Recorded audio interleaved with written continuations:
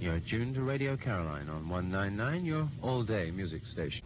Easter Sunday 1964, and from a ship anchored 3.5 miles offshore and outside territorial waters, a new sound was heard. Well, you know we're here to stay. We've managed to fight the British government and win, and the GPO and the customs and generally everybody else. And thank you once more for your interest in our station. And from me now, and all of you, to all of you, from all of us, bye-bye. Soon, about a dozen offshore stations had sprung up all around Britain's coastline, but they weren't all based on board ships. As can be seen here, these abandoned World War II forts off Whitstable in Kent soon saw a new lease of life. In many respects, the forts offered a safer home for a pirate radio station than a ship, as Capital Gold DJ Tony Blackburn explains. I was doing the breakfast show on Radio Caroline, so I was fast asleep in bed, and a guy called Norman St. John, he came down and he said, "You better get up because we're going into shore." And it was something we'd always joked about anyway, so I said, "Oh, come on, go, you must be joking." So anyhow, about 5 or 6 minutes later, the captain came down and he said, "You really must get up." So I went up. I remember going up, I remember getting dressed, and I went up, and all the lights of Frinton were all round, and I thought, God, it's actually happening. And we still thought we were about 1.5 miles out because it was dark, and it was a very high sea. It was about a 10-4 scale, and the waves were crashing over.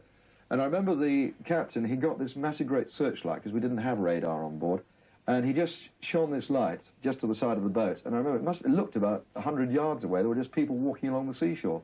And I remember in a very low voice he shouted out, "Mayday." And nobody really took it. Slides of adversity. There's a crunching sound. Just literally, we just beached.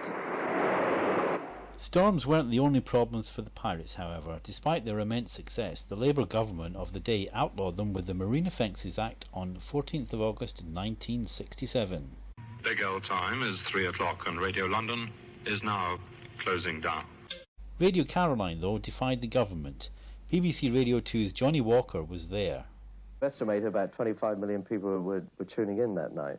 And of course everybody wanted to see, what would happen, whether we would do it, and whether at a minute past midnight this great tone would come on, the government would try jamming Radio it. staff? Well, and the next day, it was a bit of an anticlimax. We were expecting to see, naval ships bearing down on us from the horizon, but sort of nothing happened. We were fighting against the establishment, trying to force government, if you like, to introduce some form of legal commercial radio. It took a heck of a long time.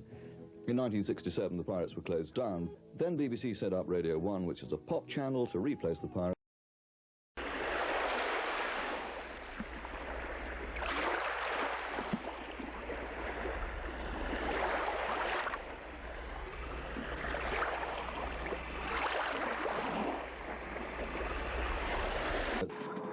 Just for the moment, we'd like to say goodbye. Tom?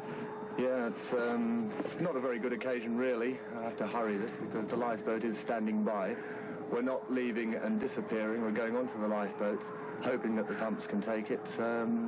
If they can, we'll be back. If not, well, I don't like to say it. I think we'll be back one way or another, Tom. Yeah, I think so.